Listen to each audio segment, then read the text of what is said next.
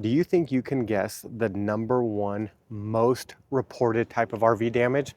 It's not frame flex, it's not tire pressure blowouts, it's not poor quality build, it's water damage. And if you guessed it, you've probably seen somebody that's gone through it, or you've seen the videos of people's just basements completely flooded. I'm James with the Boundless Bronickies, and on episode 4 of What Do You Think Wednesdays, I'm going to be showing you a product that I can't even believe is a controversial topic. So come with me, let's check this out, and I'm going to help you save thousands of dollars.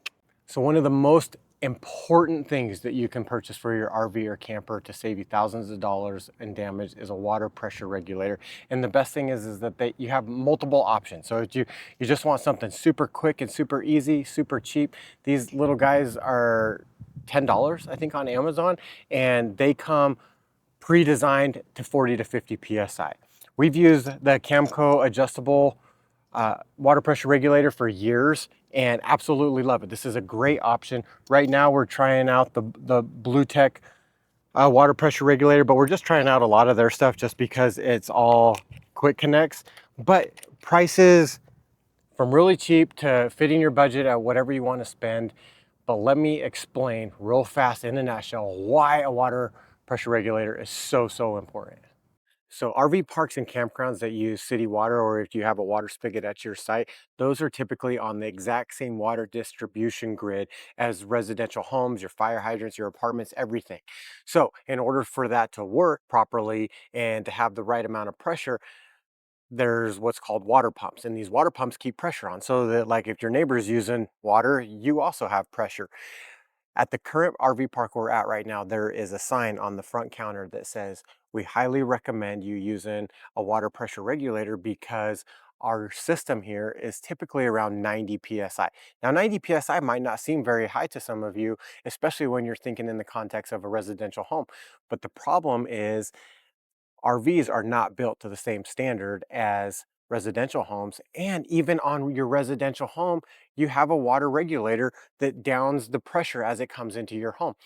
I was a firefighter with the Army for 18 years, and we used to open up hydrants on big fires and then open up our hoses and shut those down. And when you would shut it down fairly quick, that water flow that's moving stops abruptly. It's called a water hammer. Well, that water pressure, similar to a grid system like an RV park, when somebody turns their water on, turns it off, or there's maintenance going on, that over water pressure of a surge, that pressure has to go somewhere.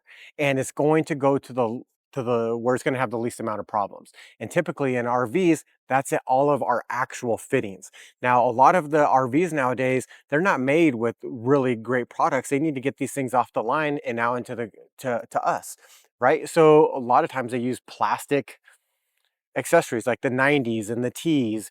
And those are crimped on with a crimp, typically a metal crimp.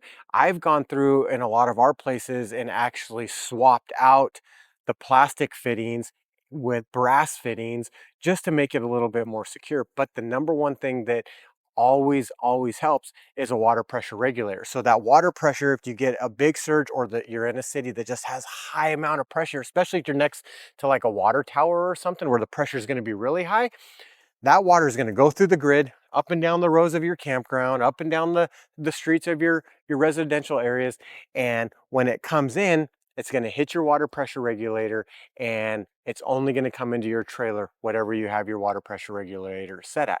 Typically, I have mine set at like 45 to 50 PSI. I know the Camco adjustable comes set at 45.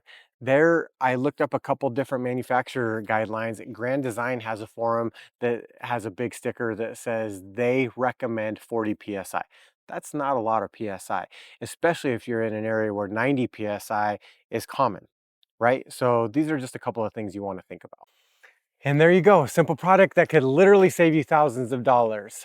Let me know what you think, if this is something you're adding to your accessories, or if you really do have one or a better water pressure regulator that we might not even know about. Or even funner, leave a comment below if you've actually seen any of the crazy water damage that we have seen out there on the road.